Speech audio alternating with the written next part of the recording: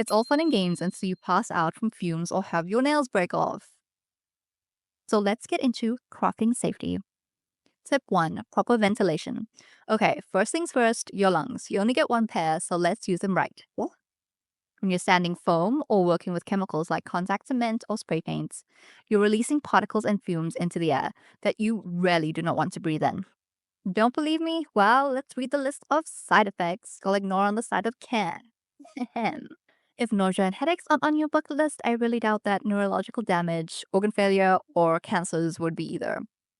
So grab yourself a good respirator. They come with detachable filter cartridges with different uses. You get specific ones for dust and different types of gases. They're labeled with different letters of the alphabet, which indicate what they're used for. But for the specific materials we use, we're going to focus on A, B, and P. A filters protect you from organic vapors, those containing carbon atoms. You're likely to run into these fumes when using adhesives like acetone, resin, spray paints, primers, or even when heating up foam. Whereas B filters protect you from inorganic vapors or those without carbon atoms, where you're a lot less likely to come into contact with these fumes when doing typical crafting. They are released when welding or using cleaning products like bleach. Lastly, we have your particulate filters or P filters. These protect you from small particles like dust and smoke, such as when sanding, using a Dremel, laser cutting, or using a handsaw. These filters are like sunblock and come in a range of protection. Filters labeled level 1 offer approximately 80% protection, where level 2 and 3 offer 94 and 99% respectively. P filters actually go one step further with a P100 filter. These protect you from oil-based particles too, but that should be overkill for what we do. But don't worry, if you're working with both vapors and particulates, there are combination filters also available.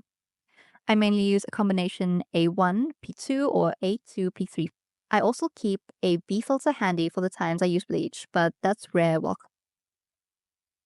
It's recommended to change your vapor filters every 40 to 60 hours and particulate filters every 12 hours. But since pot making shouldn't be too intense, you're looking at swapping out your filters every 1 to 3 months.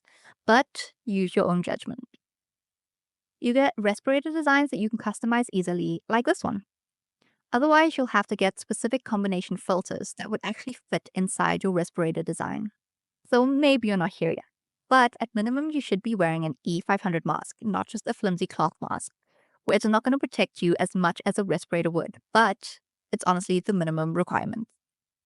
Now that we have a mask, let's make sure our workspace is well ventilated. It's definitely preferable to use these materials out in the open, but if you're maybe staying in an apartment or just generally trapped indoors, you're going to want to make sure to open your windows. Not to mention making sure you have a fan to direct the fumes out. Also, be aware of the people and the animals living in your home. Keep needy fur babies out of your workspace and make sure fumes do not linger where others might breathe them in. Tip number 2, to protect your eyes. Ever had something fly at your face while using a Dremel? It's not fun. Safety glasses are your best friend here. They might not be the most glamorous accessory, but neither is a scratched cornea. They're particularly useful while using power tools like Dremels, sanders, and handsaws. When using strong chemicals, these are not going to be enough. In these cases, you probably want to settle for goggles instead, or even upgrade your respirator to a full mask. Let's talk gloves. Whether it's resin, primers, adhesive, or paints, these can be harmful not only if you breathe them in, but also if they're absorbed through your skin. So always wear disposable gloves when working with these materials to protect yourself. The most common reactions elicited when coming into contact with these materials are usually brittle nails, and if you have sensitive skin, you might get a rash. If you do get something on you, don't panic, just wash it off immediately and specifically avoid touching sensitive areas like your face. Tip 4, handling blades and sharp objects safely. Now let's talk about sharp objects, aka your new crafting buddies. First off, always use a sharp blade. A dull one is actually more dangerous because you'll need to push harder, and that's how accidents happen. So please keep a sharpening stone or replacement blades handy and try to cut away from yourself. And gloves aren't just good for protecting yourself against chemicals. Cut-resistant gloves can also be pretty handy when working with sharp objects, especially when removing supports from 3D prints. Or if you're just reckless. Tip 5. Avoid burns. Heat guns and Warbler are lifesavers when crafting, but they'll also burn a hole right through your mannequin. So let's avoid burns.